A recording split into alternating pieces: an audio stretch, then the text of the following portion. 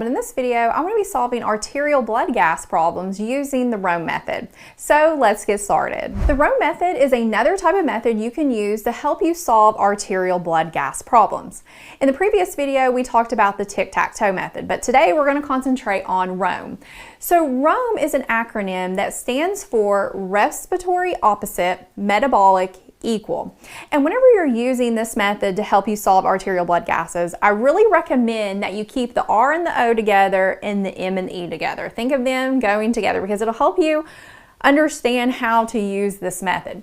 So R and O, it means respiratory opposite. Whenever we're talking about respiratory, we're talking about the PaCO2. So that lab value goes with this part of the acronym. And then ME is metabolic equal. And when we're talking about the metabolic system, the lab value we're looking at is the bicarb, the HCO3. So that's going to go with this part of the acronym. So now let's look at how we use these letters to get the answer to our ABG problem. So you want to memorize this little chart here. And first off, we have the R and the O, which again is respiratory opposite. And we're particularly looking at two values with this. We're looking at the PaCO2 and the blood pH. And we're looking for them to be opposite of each other. So we're paying attention to which way the arrow is pointing, up or down. So one's going to be up and one's going to be down, or vice versa. And if we have that presenting with our blood pH and that value, we have a respiratory problem. For instance, let's look at this. Okay, so we have a high PaCO2 and we have a low blood pH. That means we have respiratory acidosis because we know when our blood pH drops, it's acidic. And we know when we're keeping too much carbon dioxide, we're gonna have acidosis because CO2 helps create carbonic acid, which influences our hydrogen ion concentration, which makes us more acidic. Now, whenever we have a low PaCO2 and a high pH, we're going to have respiratory alkalosis. So see how they're opposite. Those values are in opposite directions. Now let's look at our M and our E. So this is metabolic equal, and with metabolic we're talking about the bicarb, the HCO3. So for this part of the method, we're talking about the bicarb and the blood pH. So they have to be equal, meaning they're going in the same direction. Either they're both high or they're both low. And if that's happening, we have a metabolic problem. So for instance, if we have a low bicarb and a low blood pH, we have metabolic acidosis. Or if we have a high bicarb and a high blood pH, we have metabolic alkalosis. Now, to help you interpret these values, if they're high, low, or normal, you have to have the normal ranges memorized and what each range means. So let's quickly go over that. For blood pH, a normal blood pH is 7.35 to 7.45. This is the measurement of hydrogen ion concentration in our blood. So a value of less than 7.35 would be considered acidic, and we would put a down arrow because it's down. If the blood pH is greater than 7.45, that is basic alkaline, it is elevated, so we would have an up arrow. Now for PaCO2, this is the amount of carbon dioxide in the arterial blood. A normal level is about 35 to 45 millimeters of mercury. With respiratory, it's opposite, hence the part of our mnemonic or acronym that says respiratory opposite. So whenever we're talking about 35 to 45, it's like flipped what's going to be a base and what's going to be an acid, for instance. If it's greater than 45, that's considered an acid. So it's elevated because we have a lot of carbon dioxide in our body, so we would have an up arrow. Now, if it's less than 35, it's a base, and we have low CO2, so it's a down arrow. Don't let that confuse you. Commit that to memory. Make sure you grasp that because that'll help you whenever you're using this method to solve. Then we're going to look over at the bicarb, the HCO3. A normal level of this is 22 to 26 milliequivalents. So this is going to follow the same thing like how our blood pH did. So a level less than 22 is considered acidic, it's low, so we put a down arrow. And a level greater than 26 is considered basic alkaline, and we would have an up arrow. Now let me quiz you on this. Let's see how well you grasp this. Okay, we have a blood pH of 7.23. What is that? It's acidic, so we would put a down arrow. Next, we have a PaCO2 of 32. Is this acidic, is it normal, or a base? It is a base, and because it's 32, it's low, so we would have a down arrow. Then we have a bicarb HCO3 of 18. What's this? This is an acid, and it's low, so we would have a down arrow. And then lastly, we have a PaCO2 of 51. What would this be? It is acidic, and because it's high, we would put an up arrow. Now let's solve some ABG problems using this method. So these problems I'm actually going to solve come from a book I just released on ABG interpretation, which is a workbook that has a lot of cheat sheet style notes and extra practice problems so you can get proficient at solving these problems. Now let's look at our first problem. So it says we have a blood pH of 7.27, a PaCO2 of 42, and a bicarb HCO3 of 17. Very first thing what we want to do is we want to set up this method. So we're going to put ROME vertically, and then just over here to the side we're going to put our pH. Now what we want to do is we want to analyze that blood pH. Is it acidic, normal, or basic? So our blood pH is 7.27. That is low, so we're going to put a down arrow, and it's acidic. So in parentheses we're going to put acid just so we can keep it straight. Then we're going to look at the PaCO2. It's 42, and normal is 35 to 45. So this falls within that normal range. So next to R, because that is representing our PaCO2, we're just going to put normal.